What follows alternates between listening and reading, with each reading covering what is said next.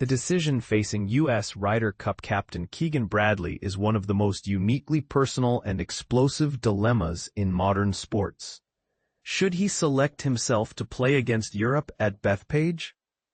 And this is the part most people miss. The controversy isn't just about his game. It's about the immense pressure of juggling two monumental roles on golf's biggest stage.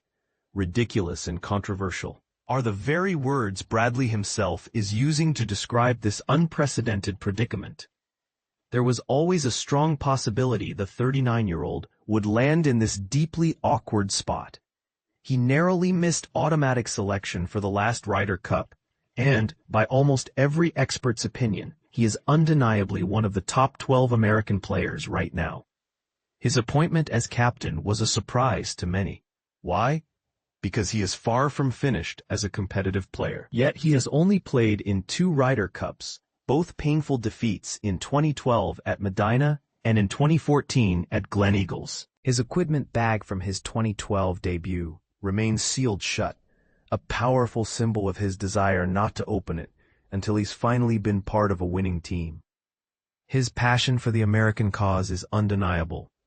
But here's where it gets controversial.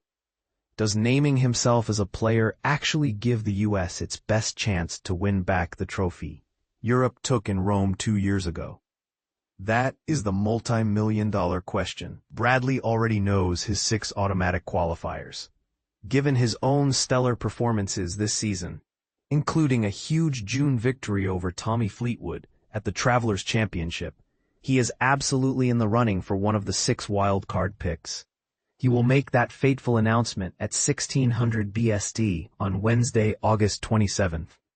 Exactly 1 month before the 45th biennial clash with Europe. Captain Luke Donald will name his European picks just a few days later on September 1st. It's important to note that Bradley would have been a serious candidate for a pick regardless of who was captain, as he finished 11th in the point standings. But the monumental difference is that he is the captain. And this fact cannot be overstated. There hasn't been a playing captain in the Ryder Cup since the legendary Arnold Palmer did it 62 years ago, an era when the event was nothing like the global, high-stakes spectacle it is today. It's a really strange thing to kind of ponder, Bradley admitted at last week's Tour Championship. Making the picks and thinking of picking yourself is ridiculous. It doesn't seem like reality sometimes. We're going to do the best we can to make the right decision, and it is going to be controversial to certain people either way. I'm prepared for that. I'm confident with whichever decision I make, it's for the betterment of the team. And we'll see. Well, here's a thought to debate. Will any decision be considered the right one unless the U.S. team wins?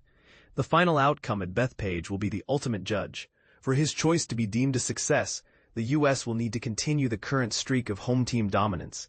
It's been 13 years since either team won on the road, and this century has seen only 2 away victories, both by the Europeans. Throughout the entire qualification process, Captain Bradley has insisted that no one outside the top 6 automatic spots has a guaranteed pick.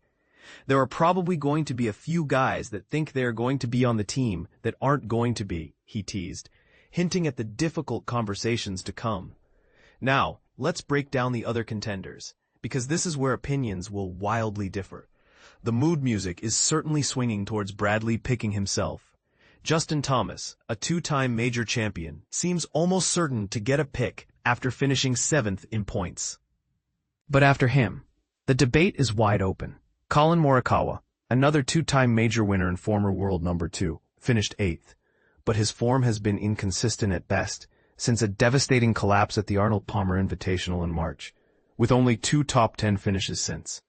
Then there's the case for the in-form Cameron Young, 14th in qualifying, a potential rookie. He's a big-hitting New Yorker who actually holds the course record at Bethpage from a state championship, a huge point in his favor.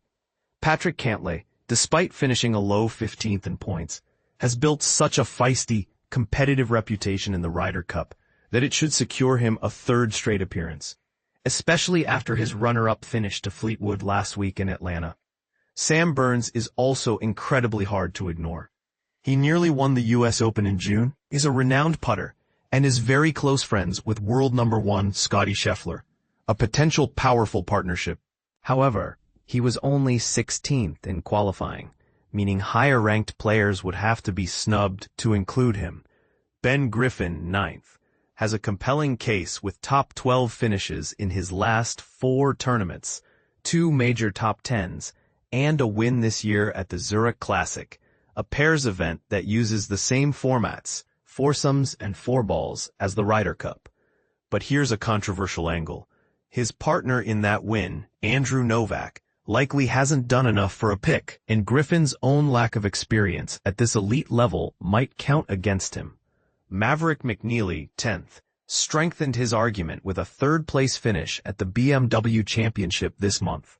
Former Open champion Brian Harman, 12th, is, perhaps controversially, considered by some analysts to be too short of a hitter for the long and brutal Bethpage Park course.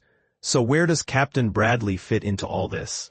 His share of 7th place at last week's Tour Championship, powered by middle rounds of 64 and 63, may have been the final proof he needed to select himself. The strategy could be to use himself primarily in the 4-ball matches, where his passion and birdie-making could shine, while sitting out the morning alternate shot foursomes to focus on his captain's duties. But this approach would require him to lean heavily on his vice-captains. Jim Furyk, the 2018 losing captain in Paris, Webb Simpson, and Brandt Snedeker. His other 2 assistants, Kevin Kisner and Gary Woodland, have no Ryder Cup experience whatsoever. Ultimately, only Bradley can make the phone calls that will create elation or heartbreak. He knows this agony better than most, having been on the receiving end of bad news before. Really awful, really, truly awful, is how he describes the prospect of delivering that rejection. This is his immense quandary. He knows that whatever he and his team decide will be fiercely debated by fans and pundits until the matches themselves provide the final verdict. If, as the growing expectation suggests, he does give himself the nod, Keegan Bradley will return as a Ryder Cup player after an 11-year absence, facing a level of scrutiny and challenge that no captain has faced in over 6 decades. So what do you think? Is selecting himself a bold, confident move by a proven player? Or an untenable conflict of interest that could destabilize the team? Would you pick him if you were in his shoes? Share your thoughts in the comments.